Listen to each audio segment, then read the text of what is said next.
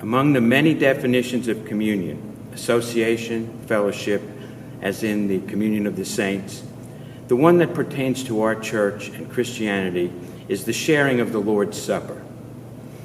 It's a visible display of the unity of the church. One of the commentators said we are to proclaim Christ's death and resurrection.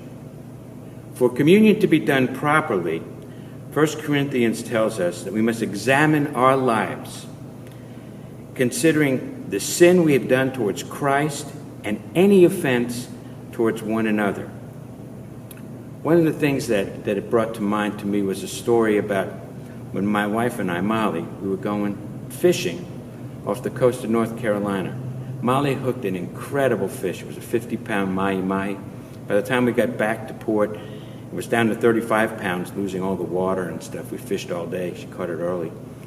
But when we cleaned it, the captain of the boat, he decided he wanted to see what the mahi-mahi were eating, since they are basically nonstop eaters. They're the shrews of the sea. So while we were cleaning it, he decided to look and see what was inside of it, and he found out that the mahi-mahi was eating little mahi-mahi. So basically, they're cannibals. Unfortunately, we as a group of Christians, all denominations, we tend to eat our young with our judgmentalism and our legalism. No one wants to participate in a legalistic, finger-pointing, now I've got you kind of thing. No one says, I want what he's got. I want to be part of that. That's not how we reach out into the community and grow our church.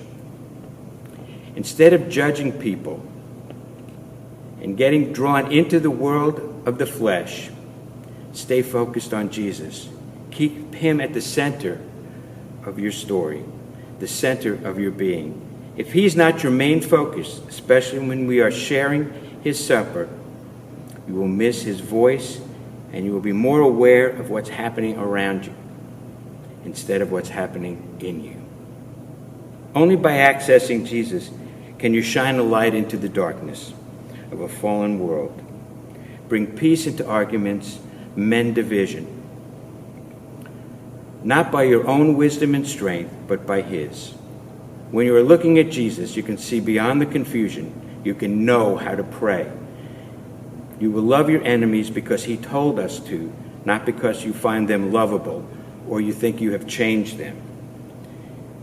Many of the natural world's words and actions are from things that only Jesus can heal. They're from wounds inside of people that only he can heal.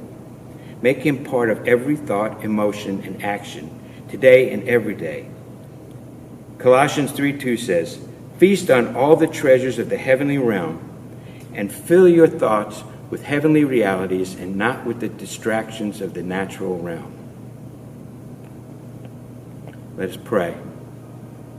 In a spirit of thanksgiving, in a spirit of reconciliation, in a spirit of unity, in a spirit of understanding, in a spirit of obedience, as we are privileged to sit at your table, Lord, and share this Lord's Supper together with our brothers and sisters and with you.